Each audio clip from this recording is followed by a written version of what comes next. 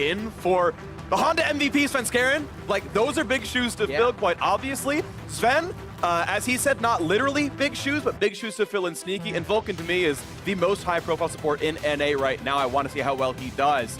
Meanwhile, Golden Guardians, yes, we saw that slow start, but closer, I'm liking so far. Can he carry the squad? Pix advance coming through already. Yeah, and you can see it's the bottom lanes getting locked in fairly early. The Tahm Kench is going to go with an Aphelios or Senna if they're available. They don't need to pick the Senna right away, but they do have to pick it before the next phase of ban. So really just bottom lanes and an early jungle locked in.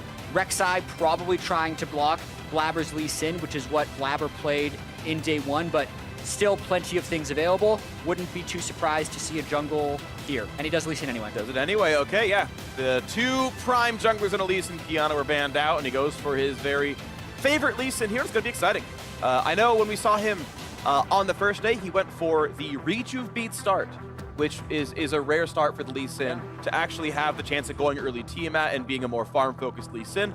Whereas refillable potion is still the more likely situation, so we'll see what he comes through in this one. Yeah, you usually only see Warwick as the champion who starts Rejuve beat, but if you get a strong enough pull and you're only planning on doing one of those red buff to blue buff to Gromp routes, you can totally swing not having a refillable potion if full clearing is basically dead.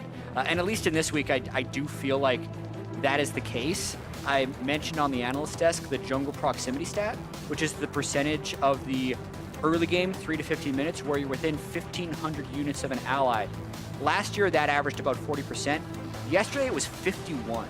Yeah. So junglers are spending over half of the early game near a teammate. So I can see why Rejuve beat would matter there, because you're actually not farming nearly as much as you get the second phase events. You get more total health that way than from the health potion itself, and so now we'll see what comes through as the Orianna and Vladimir dropped off. The block banned away from Nisqy.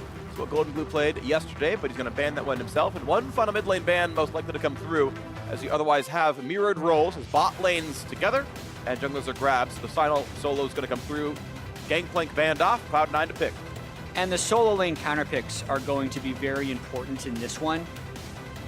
Generally speaking, Nisqy got a lot of counter picks last year, but Hauntzer is also a top laner who often really likes counter picks as well, and it's not like Licorice is a slouch in the top lane. He's arguably the best, usually top 2. So by locking in the Zoe, it's one of the more blind pickable mid laners, especially after we factor in the LeBlanc and Orianna bans that were happening in the second phase. So I like Cloud9's strategy there of getting Zoe in and then waiting to see what Licorice can counterpick with.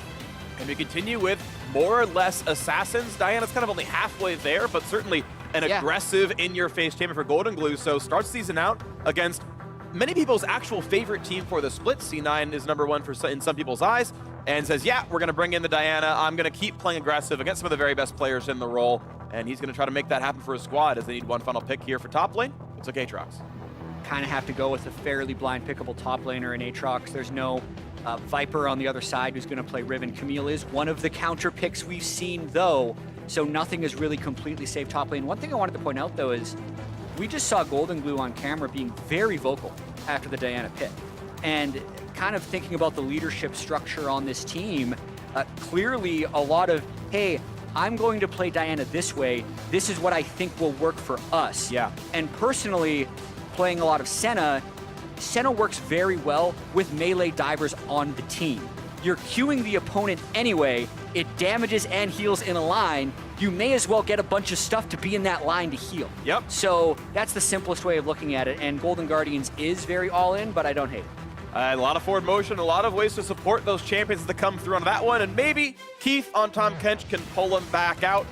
No expected role swaps here. Lee Sin's going to stay in the jungle, Camille's going to stay in the top lane. Looks like top and bot have good gank assist for the Lee Sin Blaber. And thankfully for him, Diana is melee and is going to be in range of Lee Sin's ganks as well, so we might even see pressure there, but does have some good setup. On the other side, Tahm Kench Senna can be a little bit hard to gank for, but Diana, maybe you see it come through. Yeah, I think Diana is very strong in the right situation, but it just depends of can you manufacture that situation where you have a lot of mid-jungle power between Closer and Goldenglue, because they can win early 2v2s, especially now that Diana gets to dash before level 6, right? The whole big kit change around that has been pretty popular, and not only people liking the power of Diana, but also more people playing her, because you just feel like you're in the game sooner. I agree. Being melee generally also helps against Zoe. The damage amps the farther she can move, so in her face, you don't get one shot. And we are onto the Rift, everybody. Let's go as Golden Guardians and Cloud9 face off at opposite ends of the table. And definitely going into this game, Cloud9 come in as a really big favorite. Yes. A lot of analysts expected Cloud9 to beat Team Liquid, not because they're saying that Cloud9 is definitely better than Team Liquid, but because Team Liquid was playing with the substitute jungler and Surenfire. So even though it was a very impressive win for Cloud9, there's that mild asterisk next to it of course. They beat Team Liquid with a sub. But if they can come out here and have a resounding victory against Golden Guardians, that would be a fairly powerful Week 1 statement. Definitely agree. Golden Guardians played 100 Thieves close yesterday. It was kind of in the very end that it faltered, but they had gotten the soul. They'd gotten a lot right in the first 25 minutes. So certainly a reasonably strong team, and I am curious to see how Cloud9 stacks up against them. Meanwhile, on the Golden Guardians side, of course, this is their toughest opponent of the week, and if they hold up well, especially if they win, that's a great statement for them. Yeah, and going back to Golden Guardians game against 100 Thieves, they had an early game invade strategy that worked very well. They were actually on the red side of the map, so they ended up invading actually this exact point, but they were just the other team. I want to see if he can do any type of jungle shutdown onto Blaber, because that was what gave them a big edge in the early game that allowed them to get the Dragon Soul and be close in that game. And from the looks of it, he is just doing early red side full clear, but we'll have to track that throughout the game. All right, well, a soul dropped off the red buff, not claimed here by FBI. Didn't have time to go over and grab that one, but going to walk over to lane all the same as Nisqy pushes in early on. A couple of CS picked up here by Goldenglue as well, and it'll be definitely a fun matchup to watch for as Licorice already has pressure against Hauntzer. Bot side's fighting as well, and through the aftershock, Vulcan takes no damage. Keith with Guardian, because how are you going to trigger the stun in almost any reliable situation? Absolutely tracking early jungle routes. It is a full clear red side for the Rek'Sai, and Blaber is doing the other fairly popular red buff to blue buff to Gromp. So both of those paths will hit level 3. Clear speed wise, you can see Rek'Sai wins it by just a little bit, but Blaber not far behind. And hey, maybe this is close to a full clear, but most likely just picking up blue and then trying to fight for the scuttle. Yeah, Scuttle going to spawn in a little bit post 3 minutes as top lane's being pushed in by Licorice. Hauntzer, the second one to level 2, going to grab what farm he can as the waves do push towards him. We'll see as the third waves die how close they all are in farm. Right now, Licorice actually on perfect CS so far. Last 2 to go. 18. Oh. And the full 19. Props to Licorice. Perfect CS the first 3 waves. Practice that yourself. Winning matchup. 0 gold dropped. And now he's going to be able to get a ward that is likely going to see Rek'Sai. Oh, yeah. So pretty much perfect right there. Knowing that he has Blaber relatively close by over at Raptors, and because he's pushed in, is going to give Blaber at least early access onto the Scuttle Crab. Gotta see how this plays out, though. Fought for. Fight up for neither player, even though Blaber knows what's up, it's not going to matter. So same 5 camps. Blaber checks. That's smart. Says, okay, he's not there. Closer not going to be able to contest this whatsoever, and it's going to be a camp lead here for Blaber, with the only thing up to take right now for Closer is bottom Scuttle, the Krug's respawning, and that Gromp that he's ignoring. So mostly just a trade of the early jungle camps. Had to track that because level 3 junglers are so powerful. Ooh, big trade down here, but Keith has the gray health. He'll be fine, and of course, their junglers this side of the map. They know Lee Sin was top side, and that Closer's here first, so can't go any farther forward. Closer ties up that score for a short time. Top lane fight goes in, but it's 7 CS difference. Licorice so far has done a better job in this lane. Again, advantaged matchup. Might see a dive bot. Dive in the bot lane, dive in the top side, maybe as well as Zven flashes away, but now, what else can they find as Vulcan does not have Aftershock available. Takes a couple of shots from the turret back, though. Roots Keith walks away, takes another shot from Aphelios, and they get away, burning only the one summoner spell down to the bottom side. Now a gank at the top side, the flash war for the slow, but cannot land the Q, and Hauntzer might pull back Licorice. Doesn't quite get that, but still gets 2 turret shots in, and Hautzer's going to be safe up there. Looked like about a 1/10 of a second before Licorice would die to that Aatrox W pulling him back in. Much narrower margins on that top lane dive as the junglers had kind of split between the top and the bottom side of the map. So higher chance of kill in the top lane, but also higher chance of failure, interestingly enough. All right, well, TP's coming back into the top side there as Hauntzer does not get too worse off, and in fact, did lose his flash for the play. Blaber traded his for the honor, and top lane is pushing out. So Hauntzer must shove this in, and he must be, I guess, essentially available to a repeat gank because he doesn't have a way out now. Yeah, it's going to be interesting to see how this game kind of ends up breaking, because you generally don't see kills in the Tahm Kench lane. That's just what he does as a champion. The Camille Aatrox lane, to me, is what's highly volatile right now. So I generally like what Blaber has been doing, being able to steal the first Gromp, getting his second Gromp. That's one of the jungle camps that had really not been diminished in value in the offseason. So that's the one you want to farm the most. So that's why you see Blaber at level 5 right now, not falling into that XP pit that a lot of junglers find themselves in early. Looking now at the mid lane. Goldenglue, though, not in range of any crowd control. Going to walk away pretty clean. Level 6 picked up there, jumps in.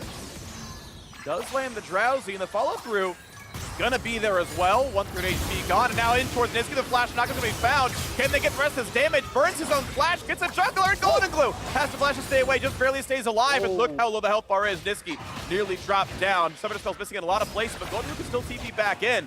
Not 6 for closer, only level 4, can't get much done. Vulcan hits the Ocean Drake. I really want to start the Drake. How do I get my jungler over here? Well, see, he saw the FlyQuest announcement and said, look, if we kill an Ocean Drake, it's 10 trees. But if the Ocean Drake kills me, is that more? How many is that? Loves Mother Nature, but now in the top side, another fight going in right there. Licorice does not get away from the cage. Needs to land a skill shot and has to flash away. But closer is here. The minion wave gonna be pulling the aggro. Here spooky. comes round 2. Knockup gonna be found. He has the shield. Does he have the damage? Drops the CC, and that's first blood coming through to closer. And actually, Licorice ulting the Rek'Sai might have pushed Hauntzer out of turret range. So I thought at level 6 on Camille that could be a little dicey, but overall, great play by Hauntzer. I give him the credit for that one, hitting 6 first and getting the all-in on Licorice before he was able to hit 6 himself. Well pulled on the gank, so first blood comes through. 600 gold earned on the other side of the map, though. Ocean Drake was claimed by closer. Goldenglue comes down in time to stop the red buff steal. Kill for a Drake. Yep, and gold actually even, but that top lane matchup between Aatrox and Camille can be quite volatile. Gonna kind of get a look at Blaber and Vulcan's support duo synergy if they're able to make a play. Every time the support is able to leave and match up with your jungler, I often see them kind of follow each other to the next play. But again, with that Tahm Kench being in the bottom lane, it is so hard to make anything happen. Yeah, so Licorice hit 6. So the way he tries to outplay this is he will try to ult something to invuln. He would need to ult right before the Rek'Sai on Burrows for it to end up working, because then he would have been able to kind of avoid the knockup, trap him in, and knock the Aatrox away. But once he got knocked up, the damage was pretty much done. Not always out of that one anymore. Now Licorice gets rid of a ward. Hauntzer temporarily has the level lead up here, and the wave's in a good spot, keep in mind, right? He's got this wave freezing in front of his turret. And Hauntzer is losing every blue minion that dies. No gold, no XP, puts some deep wards down, so he is close to coming back. Right now he is not, and can start to play the lane yet again, but that can of course be quite dangerous for him. Top lane pushing back into Goldenglue. Mid lane farm, by the way, is very Nisqy favored. Goldenglue has had to lose a lot of farm so far in this matchup. He's minus 14. Yeah, I think about 2/3 of that is Nisqy versus Goldenglue. Hard to tell without being able to watch the lane all the time. And then the other third is that Blaber has had good river control and generally good vision that has forced Goldenglue to play more passively. I was just going to point out there's a big moment going on in that top lane if Hauntzer was going to keep that freeze, but Licorice ended up taking a calculated risk and actually pushed up to reset the wave. So now he's kind of out of the very dire situation and back to a split. Still a level deficit, though, for him. Of course, TPs were down when that first kill happened up there, so had to sacrifice that wave or two. Team done, though, means wave clear is here. Blaber and Closer spot each other. Lands a few decent damage. Knockup traded. Another fighting up in the side, but trying to get back over to the rest of the teammates. But look, it's so much better for C9 so far. Blaber wins that fight, and look at the top side here as well. A shield comes through, and that's actually the snipe coming through, so FBI on the scoreboard now as well. Yeah, for a second, I wasn't sure which team had Senna. And that was either going to be the Blaber saving play or the thing that makes it a 1v1. So good 1v1 play by Blaber right there. Actually, if you think about the total trade of objectives, it's a Senna ultimate, a teleport, and you get a 1-for-1. So probably worth it, but still, the overall game state does favor Golden Guardians right now because of the assist goal. Yeah, so able to actually get the Q to detonate before the knockup happens. That's one of the reasons Rek'Sai would be considered a counter, and then really just trying to go invulnerable for as long as possible. Yeah. Can't quite survive, though. I do want a malign coordination. Maybe FBI couldn't have ulted. Maybe he wasn't 6 just yet, but that's the kind of fight you want the global ulti from, right? This is the Shen kind of play where it's you mash R and you save your teammate. You get the shield. I think even if Rek'Sai's untargetable, it'll still give it to him. I'm pretty sure there's a lot of really friendly coding around that stuff, the teammate buffs. We've seen Sirach ult does this kind of stuff. I'm going to bet that's true. Either way, maybe Closer could have survived. Maybe you can malign FBI for the coordination or Closer for the coordination. Regardless, 1-for-1, we are on the top side of the map yet again as Golden Guardians are attacking this side. They're going for Rift Herald. They're going to claim it no problem. We're a minute from Mountain Break, and this is going to turn into 300 gold in one of the two lanes. Yeah, so 10.5 minutes in, it's been pretty good for Golden Guardians when you consider the preseason expectations between these two teams, where people are expecting Cloud9 to be massive favorites. I'm expecting Cloud9 to be massive favorites coming into this game, but now 2 kills to 1, not losing that top lane matchup as of yet, hitting the item power spike down bottom lane, at least of completing Man Immune, and wherever this Rift Herald goes to get the first few plays. Let's see if Golden Guardians can build off of this. Well, I hope they can. Right now, they are still slightly down in gold, plus the Ocean Drake.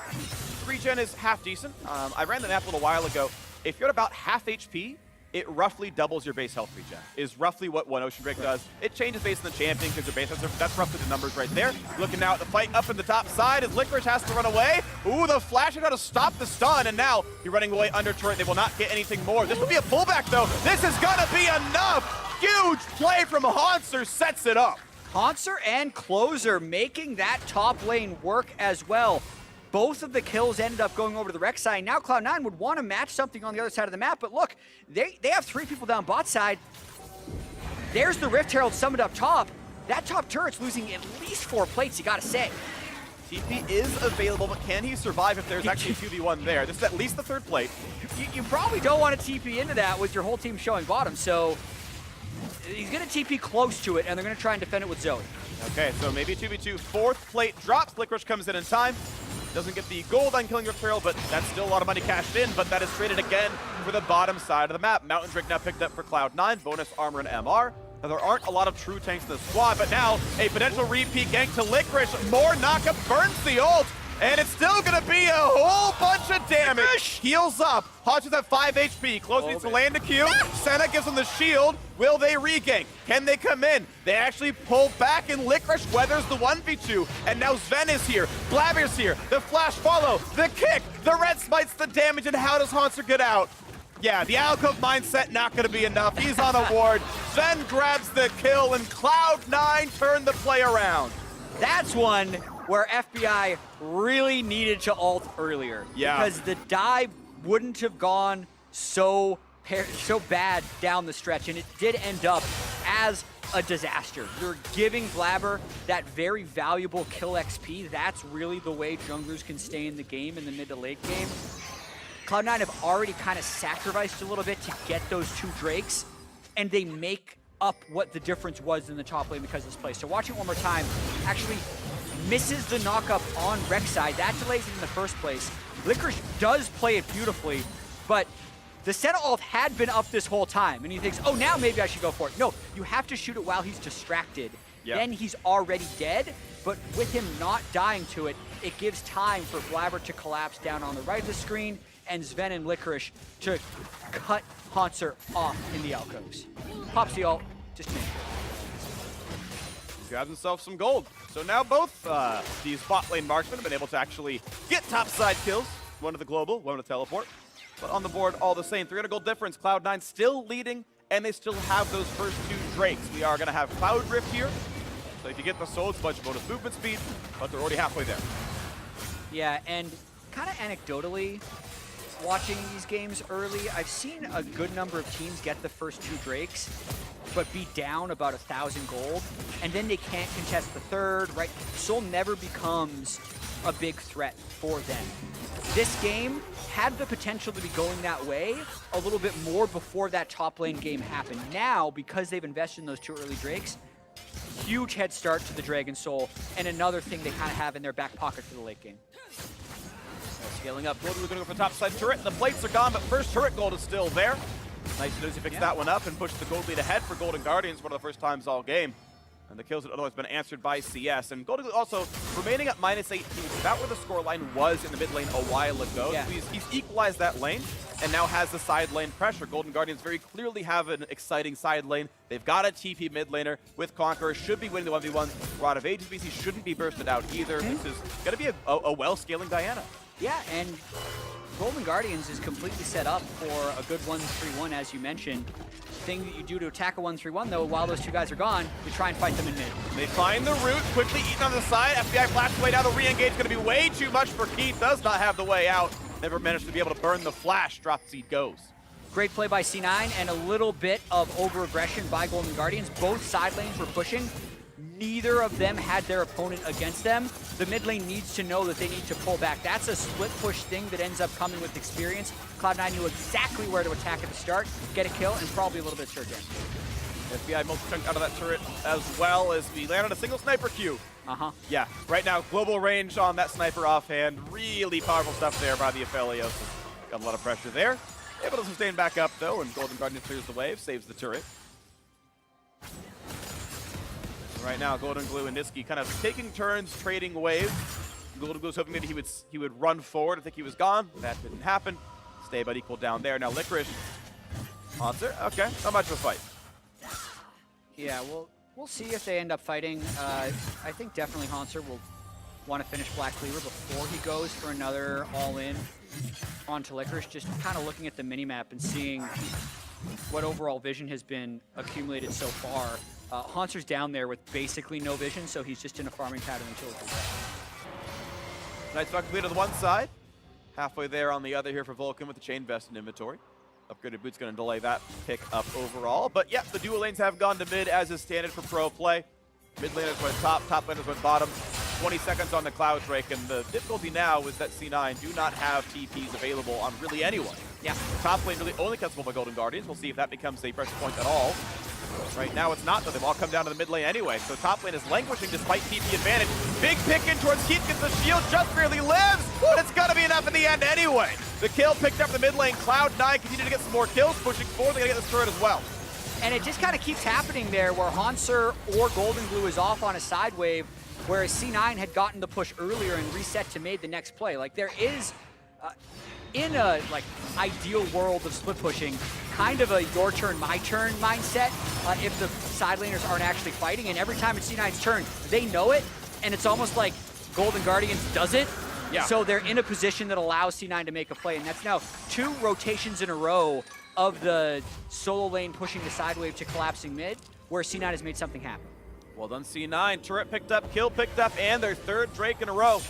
Might have a 22.5-minute soul here into this one. Very early on, Cloud9 with a lot of control through the bottom lane. Just a little bit more river control, and honestly, all the Golden Guardians ganks went top side, so that Drake was never contested. Golden Guardians, as I was mentioning, top side, are going to maybe try second Herald, but squad's coming over. They'll find a route to Blaber. Do they have the follow through? Not quite yet. FBI dropped the half HP. Another anchor in towards this poor Keith Tahm Kench. Kicked back with the ward hop. Nicely played by Blaber. Secures his own kill as well. 4-1-1.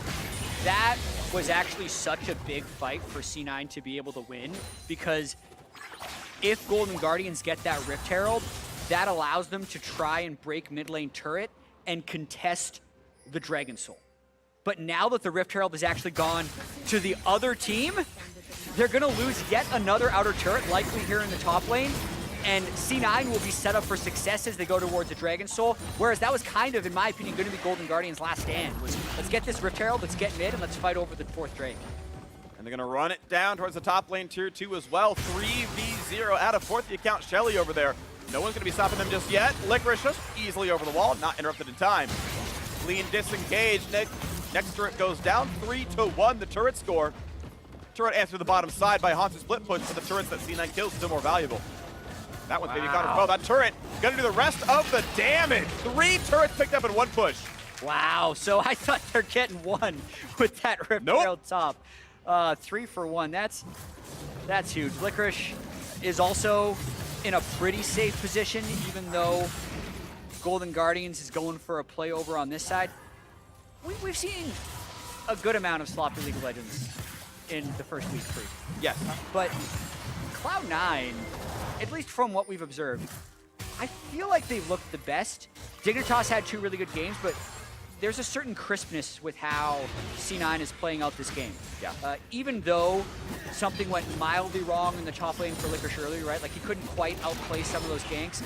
Like the timing that Blaber is collapsing on, the way they're playing the side waves, pushing when it's safe, making plays when it's time to reset, while also having this objective control, it looks like they're already in mid-season form. And it makes sense because Zven and Vulcan went to Korea before Christmas to duo queue. They hit, I'm not sure exactly what their peak was, but it was around 1,200 LP, right? They've been boot camping a bit more as a team. They've been practicing a lot, really trying to get everything together. And a lot of teams, for various reasons, weren't able or didn't do those things. So it really feels right now that Cloud9 is kind of ready, whereas a lot of these other teams are still working out a lot of stuff. We'll see if they can catch up in time for, spring playoffs, something else. But yeah, right now Cloud9 look like the team to beat. 21 minutes in, they're on the edge of Cloud Soul already. Their gold lead is completely reasonable, and they're winning basically everywhere. Farm leads across all the lanes, and now, watch out for that one. Keith grabs a teammate, stays closer, out he goes, route towards Vulcan, and you can see Golden Guardians really unable to find their way into anything. Gank's topside worked, and then it stopped. Now's the anchor toss in. They're gonna find Keith, gonna find a whole lot of damage. Goodbye, Tahm Kench. Cannot be saved by Senna. Mid lane tier 2, no under fire. The engage, and Goldenglue sets up decently, but Azonia's Hourglass, the stopwatch, buys some time. Now Licorice over the top as well. Golden Guardians cannot find a kill, but C9 sure can. 2 for 0. And just another good fight by C9. They catch out Keith right away. It's what you do when you have the numbers advantage. Actually, you immediately focus the Tahm Kench because he's going to save whoever else you try and focus. The instant Golden Guardians try and counter-engage, like Blaber has great mechanics there, stop watching the Diana damage. And again, they just repel another play that Golden Guardians tried to make. Yeah, what do you do? Yeah, you get there first. Like, Goldenglue is always there. Okay. Second, okay, finally they got something back.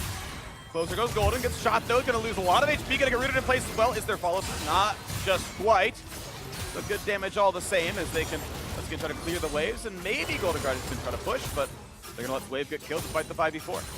Actually a massive pick if Golden Guardians capitalize on this. Look at the death timer, 20 seconds versus 16 seconds until this Cloud Drake comes up. Third and fourth Drake do have significantly more HP than first and second Drake, so it's harder to rush a potential Dragon Soul Drake, but really, like, Golden Guardians needs to be on Drake as it spawns. Otherwise, Nisqy's gonna be able to walk.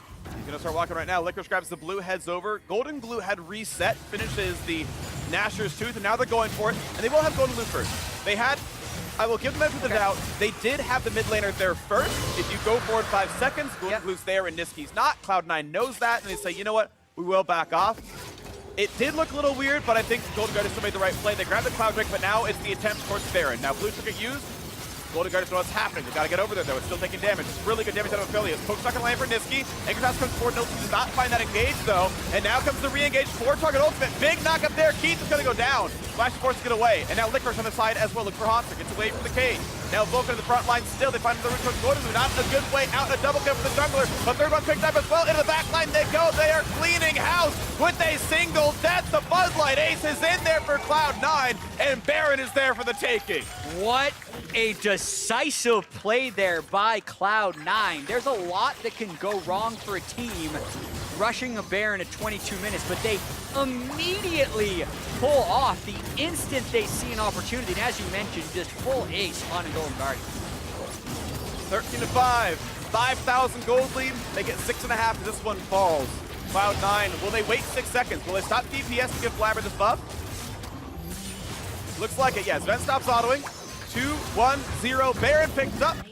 Extra little bits of coordination. Thank you, observers, for giving the visual medium of Blaber getting that Baron buff. Good job waiting. And here you can see, right, they know that Golden Guardians was a little out of position, but they also know they have no vision. And the drowsy lands, trying to watch the rest of the fight. Like, Keith is trying to block for his team. This keeps happening 5 times now, where he's not able to get anything done. And, like, Goldenglue thought he had the flame, but really, once the first pick happens, you just gotta bail from that one.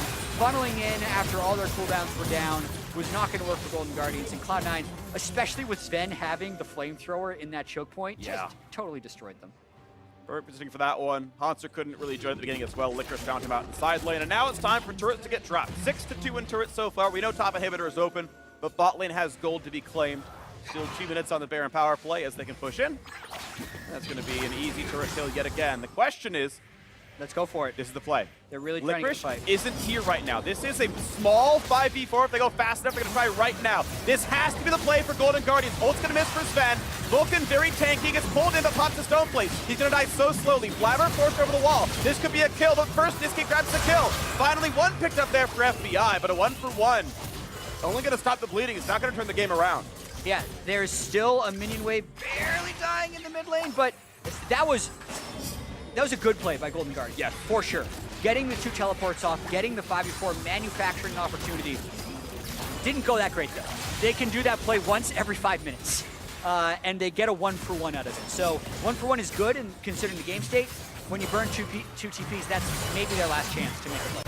Yeah, 6-minute cooldown on teleport, and those buffs respawn faster than that. They won't have those for the next big play. Yeah, I mean, you could see Zven was trying to get a root to help people escape, but because he missed that, everyone's just able to totally engage on Vulcan. Credit to Nisqy for sneaking that kill onto the jungler. We're going to be seeing a lot of that with the low experience on junglers because they're going to have low health pools. They are perfect targets for assassins in the mid game, and Nisqy knew exactly what to do. Yeah. State right now, junglers are about equal level with the duo lanes under the solos, but not by terribly too much. But certainly, yeah, can be targets, especially when your melee champion's going warrior. You've got 400 health added to the kit. Yeah, 2 out of mage going to kill you a lot of the time. Magi's picked up for Nisqy here as well. He's ready to snowball. Run an area. We had seen Dark Harvest from Ica earlier. We did. It did win. I'm not sure Harvest was the reason. Technically, it won, yeah. It did. Undefeated. But looks like this Airy is going to be undefeated for Nisqy here as well. So, you know, lots of viable keystones here in the LCS. Interesting pickup here for FBI, though, has gone Edge of Night.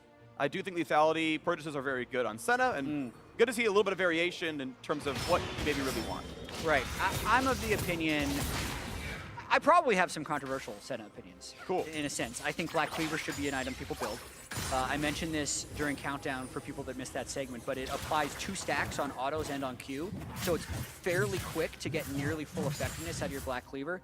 CDR is incredibly valuable on Senna. One of the reasons that you are building lethality in the first place is because Senna doesn't actually scale that well off of other stats. You're getting attack damage from your souls, so by relation, building attack damage is slightly less valuable. Can't get attack speed, and her crit damage is nerfed because she gains crit from souls.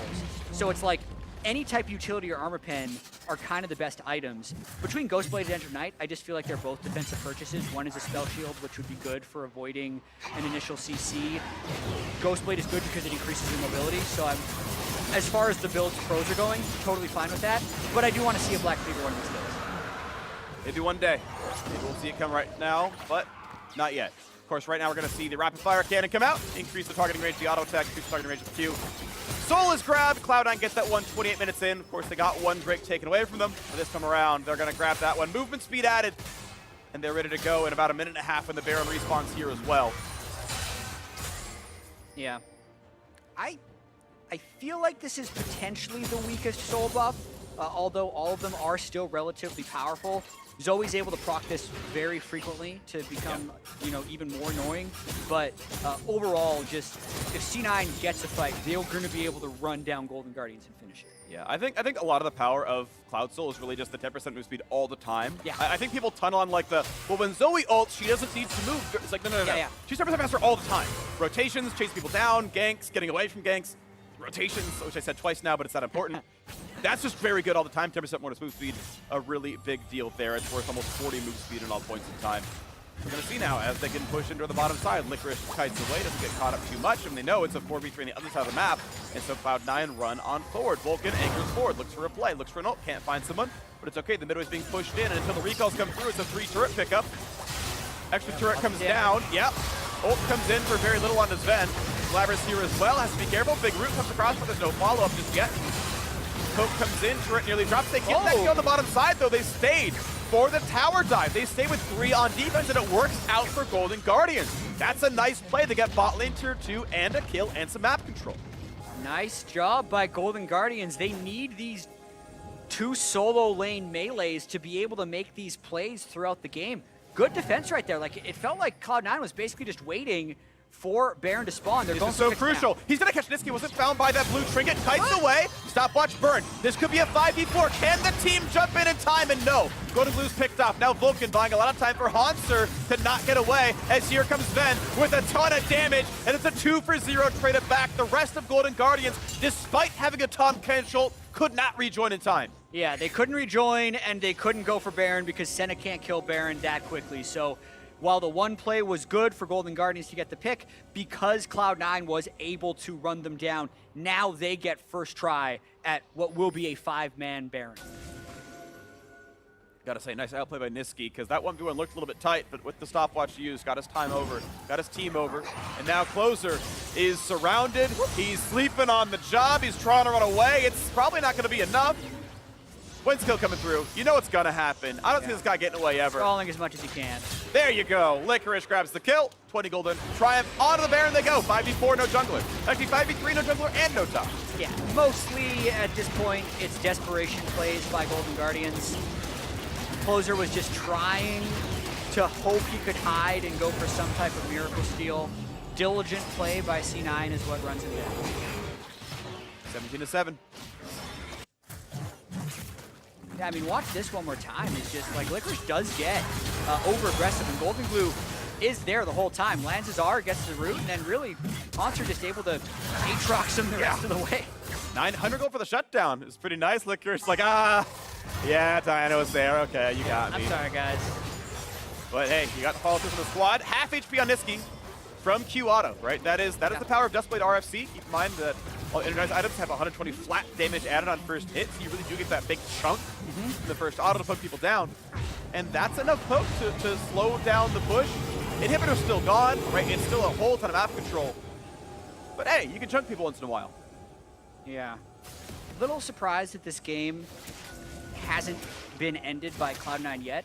Yesterday, they finished off Team Liquid in 24 minutes. Golden Guardians has made a few of those desperation plays that have had enough success that they've stalled the game while not being able to turn it around. Think about the double TP play they did in the bottom lane, or even the side lane play where they killed Licorice. Those were things that delayed the game by short amounts of time. Now, though, with the Baron power play, having 1 minute and 40 seconds left, and an inhibitor down on the opposite side of the map, this could be a time for Cloud9 to try and make the play, but also note, double TP is up again for Golden Guardians. It's another time for them to try one of those plays. Alrighty. Well, 80 seconds of Baron to weather. 80 seconds to Elder Dragon spawns. It's going to be pretty much synced up. Yeah, if we see a play, it's going to be probably a teleport onto that ward while they're pushing down bottom, but we'll see what happens. Mid turret's gonna fall. Cannon shot. One more. Not quite gone. Good by Keith. Like he ate it. Toss it back out. Still goes down though. Mini pressure was enough. Open and hit in the mid lane now. Hauntzer tries to defend, but look at the lifesteal from Licorice. He will not be stopped. 2-level lead as well, and a Guardian Angel. Knocked up, but not quite the follow through. Mid inhib is now gone. Only one left standing. And here comes the rest of Cloud9. Look at the poke. Not gonna find it just yet, but here comes the re-engage. Close, gotta be careful. They're gonna find some decent damage to the back line, and here comes the ulti. Buys a bit of time, but the push is already there. 1-for-0 for Cloud9. Pushing towards Goldenglue now as well, who doesn't have a good way out. Has to flash to stay alive, but the anchor toss comes in for Vulcan. And I don't know if Goldenglue can live long and prosper here. He drops right away. Zven is unstoppable. FBI forced to run away. Cloud9 will walk over this base, so the pull comes in. A root doesn't really matter here either, as they are going to clean house. 2 quick kills picked up, and Cloud9 going to end week 1 undefeated in the LCS. There it is. They finally got the push together. You can see kind of an expected victory there for Zven and Vulcan, and maybe some mild frustration that it took until 33 minutes, but gives them the fist at the end, and that's really all you could ask for C9 from week 1, a 24-minute victory over TL, and then 33 minutes over Golden Guardians. Yep, decent enough looking game. Again, props to Licorice for getting camped really hard and still doing a decent job. He ended up winning his 1v1s later on, even if they were a lot of 2v1s in the way. Sad to see Golden Guardians are kind of back to the old ways, 0-2 start. I do still like this roster. I like Closer, I like Goldenglue. There's stuff there. FBI and Keith was the big question mark for us. Like, wow, can they even stack up? FBI, hey, he had a 4-1 game. Keith got picked off a lot. Yeah, Keith 0-5-1, only picking up an assist in that final double TP fight. That is kind of what happens when you're on Tahm Kench and your team is getting caught out of position, because you're going out of position.